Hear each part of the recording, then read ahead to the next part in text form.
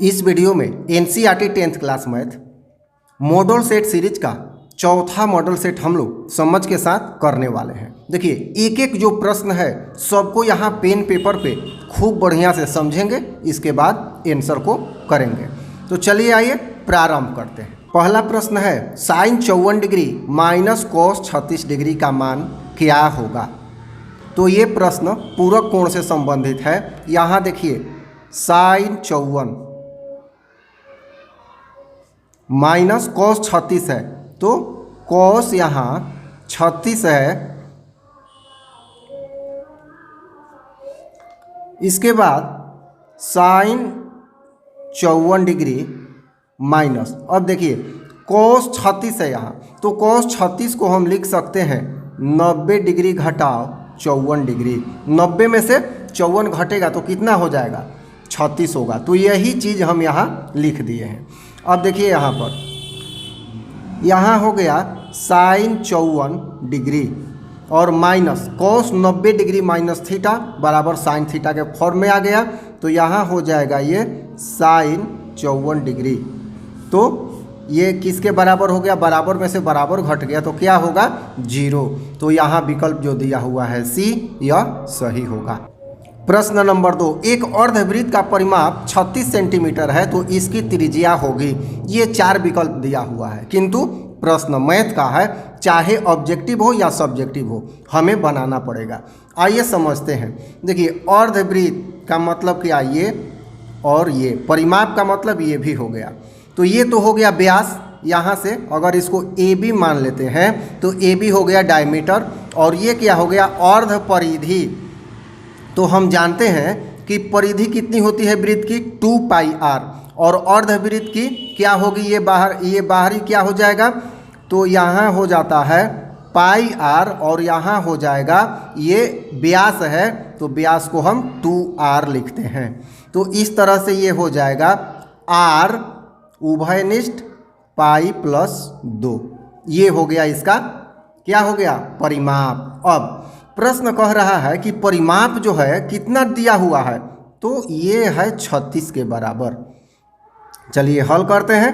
r ये 22/7 होगा plus 2 बराबर कितना हो जाएगा, 36।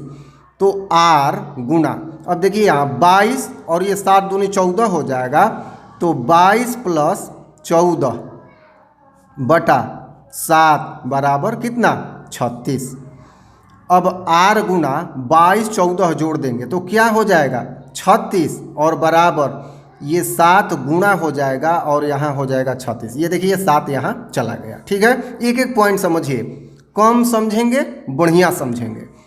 r हमें ज्ञात करना है तो हम गुना नहीं करते हैं।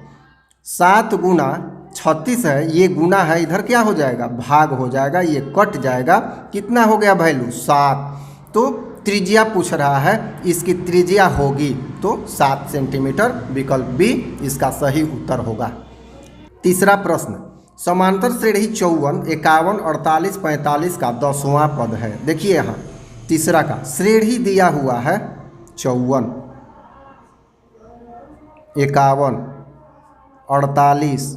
देखिए है ऑब्जेक्टिव प्रश्न, किंतु बिना बनाए कोई भी आप ऑब्जेक्टिव प्रश्न जल्दी सॉल्व नहीं कर पाएंगे। 10वां पद, तो यहाँ ये 10 पदों तक होगा, पदों तक है, ये ध्यान रखिएगा। तो यहाँ ये 54, तो 10वां पद निकालना है तो n बराबर 10, क्योंकि ये संख्या बतलाता है। a प्रथम पद कितना दिया हुआ है, 54, और देखिए ये घटते क्रम में है तो सार्वअंतर हमेशा माइनस होगा। 51 में से 54 घटाएंगे, d क्या हो जाएगा, -3। तो पूछ रहा है 10वां पद, तो A10 सूत्र हम लोग जानते हैं, A10 बराबर क्या होगा, a plus n-1 into D. जितना पूछा जाए उससे एक कम, तो 9 इंटू डी हो जाएगा। यहाँ 54 और प्लस 9 गुणा -3, 9 तिया 27। यहाँ हो जाएगा 54 माइनस 27, और 27 54 में से घट गया तो 27 दूनी 54, तो इसका घटावफल हो जाएगा 27। तो A10 10वां पद कितना हो जाएगा यहाँ +27। तीसरा का आंसर होगा ए। चलिए चौथा प्रश्न हल करते हैं। बिंदु यहाँ दिया हुआ है, देखिए चौथा प्रश्न ध्यान से देखिएगा, एक एक प्रश्न। 2√3 घटाओ -√2। अब कह रहा है कि किस पाद में है, तो यहाँ पाद हम लोग समझते हैं ये होता है पाद, प्रथम पाद, द्वितीय पाद, तृतीय पाद, चतुर्थ पाद। ये होता है प्रथम, ये होता है द्वितीय, एंटी क्लॉकवाइज चलता है, ये तृतीय और ये चतुर्थ। तो देखिए ये है y, ये y डैश, ये है x, ये है x डैश, ये ऋणात्मक, ये ऋणात्मक, ये दोनों धनात्मक। तो हमें क्या दिया है इससे मतलब नहीं है, हमें केवल चिन्ह चाहिए। देखिए यहाँ ये है प्लस और ये है माइनस। तो पहले प्लस अर्थात x प्लस और दूसरा माइनस अर्थात y माइनस, क्योंकि पहले x होता है फिर y होता है। आइए देखते हैं किसमें कौन सा होता है। तो पहले x है धनात्मक, तो यहाँ पर ये है x धनात्मक और y है ऋणात्मक, तो ये है ऋणात्मक, तो ये हमारा चतुर्थ पाद हो गया। इसका चिन्ह होता है प्लस माइनस, इसीलिए इसका प्लस और माइनस होता है, क्योंकि x होता है प्लस तो ये प्लस और y होता है माइनस तो ये माइनस। तो इस तरह से यह चतुर्थ पाद में होगा। चौथा का आंसर आपका हो जाएगा चतुर्थ पाद। स्पष्ट है। चलिए 5वां नंबर प्रश्न देखते हैं। किसी पूर्णांक m के लिए सम संख्या का रूप है। m के लिए देखिए सम संख्या का रूप है, यह विकल्प से चलने वाला प्रश्न है। देखिए यहाँ हम कुछ भी मान लेते हैं। यदि मान लिया जाए यहाँ m बराबर 3, तो 3 + 2 कभी भी सम नहीं होगा, ये 5 हो जा रहा है, या 7 + 2 9 हो जाएगा, 2 + 2 सम हो जाएगा। लेकिन m का मतलब है कि ये पूर्णांक है, अर्थात 1 2 3 4 5 में से ये कुछ भी है, तो ये कैंसिल हो गया। यहाँ 2m + 1, तो यहाँ पर 2 गुना m के जगह पर 1 करते हैं, अब +1 करते हैं, तो क्या हो जाता है 2 इकाई 2 और ये 3, तो ये तो हो गया विषम। यहाँ करते हैं 2m, तो 2 गुणा 3 तो 6 हो गया। चलिए एक सम लेके देखते हैं, 2 गुणा 2 तो ये 4 हो गया, 2 गुणा 5 तो ये 10 हो गया। तो ये हम देख रहे हैं कि हम m का कुछ भी सम या विषम मान लेते हैं तो हमेशा सम ही आ रहा है, तो इसलिए विकल्प C 2m सही होगा। विकल्प C इसका सही कर लेंगे हम। 6ठा नंबर प्रश्न देखते हैं। बिंदु 4,3 किस पाद में है। ये 6ठा नंबर प्रश्न 4,3, तो देखिए प्लस कॉमा प्लस ये है, तो यहाँ पे हम लोग समझ चुके हैं कि ये x प्लस है y प्लस, ये दोनों ही प्लस है, तो ये पाद होगा। तो इसको क्या कहेंगे प्रथम पाद कहेंगे। तो क्या आंसर होगा 6ठा का ए हो जाएगा प्रथम पाद। 7वां नंबर प्रश्न। अब यहाँ 7वां नंबर प्रश्न कह रहा है कि किसी समांतर श्रेणी का 6ठा और 12वां पद।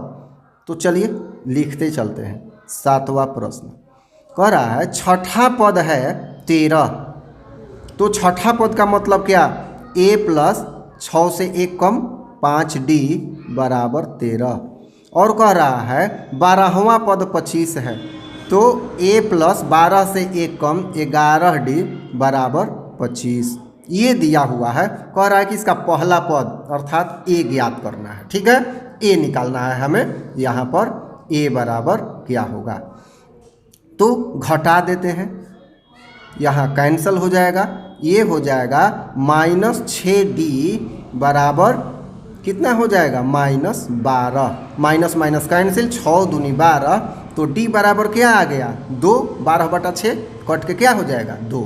ठीक है, अब किसी भी एक समीकरण में d का मान पुट कर देते हैं। चलिए यहाँ इसमें पुट कर देते हैं हम, तो a + 5d है, तो 5 गुना 2 बराबर 13, तो a बराबर क्या हो जाएगा 13 घटाओ 5 दूने 10 बराबर क्या हो जाएगा 3।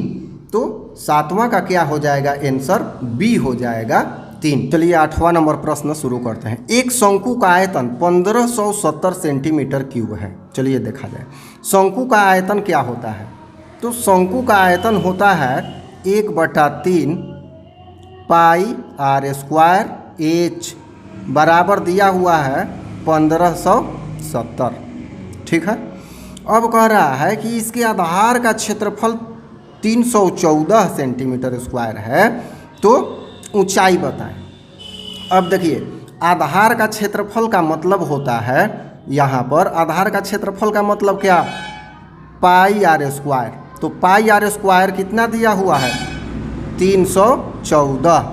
तो ठीक है, यहाँ 1/3 और यहाँ पाई आर स्क्वायर, इसके जगह पर 314 पुट कर देते हैं और गुणा एच ज्यों का त्यों बराबर 1570। यहाँ हमें एच कैलकुलेट करना है। तो देखिए बटा में 3 है, तो उस साइड 1570 गुणा 3 हो जाएगा और ये है गुणा में, तो ये हो जाएगा 314। तो 3 × 5 = 15, 14 × 5 = 70। ये इसको काटेगा तो हो जाएगा 5 और 5 में 3 से गुना होगा तो h बराबर क्या हो जाएगा 5 × 3 = 15। तो यहाँ देखेंगे कि विकल्प जो है बी 15 सेंटीमीटर इसका सही उत्तर होगा। 9 नंबर प्रश्न, कौशिक 45 डिग्री का मान है। तो ये तो हम सीधा सीधा देख लेंगे कि कौशिक 45 का मान √2 होता है। अगर ये नहीं आ रहा है तो साइन का हम जानते हैं कि साइन 45 डिग्री बराबर 1/√2 होता है। तो कौशिक इसका उल्टा हो जाएगा, तो हो जाएगा √2। ऑप्शन हो जाएगा सी। अब 10 नंबर प्रश्न, यहाँ दिया हुआ है a1/a2 not equal to b1/b2 की स्थिति में रैखिक समीकरण युग्म। यहाँ ये कंडीशन दिया हुआ है, कौन सा, a1/a2 not equal to b1/b2, ये कंडीशन दिया हुआ है। तो कह रहा है कि कौन सा रैखिक समीकरण युग्म होगा। तो यहाँ हम देख रहे हैं संगत होता है, असंगत होता है, दोनों इनमें से कोई नहीं। तो देखिए a1/a2 not equal to b1/b2 ये प्रतिच्छेदी होता है, अर्थात एक हल होता है इसका। तो एक हल को संगत कहा जाता है, या कोई भी हल हो, कितना भी हल अगर हो तो संगत होगा, हल नहीं हो तो असंगत होगा। तो इसका उत्तर हो जाएगा ए, संगत होता है। तो इस तरह से इस मॉडल सेट में इतने ही प्रश्न रखे जा रहे हैं। आगे अगर आप फीडबैक देते हैं तो इसके आगे भी मॉडल सेट जारी रखा जाएगा। तो फिर मिलते हैं हम लोग अगले वीडियो में अगले कुछ प्रश्नों के साथ मॉडल सेट के रूप में। धन्यवाद।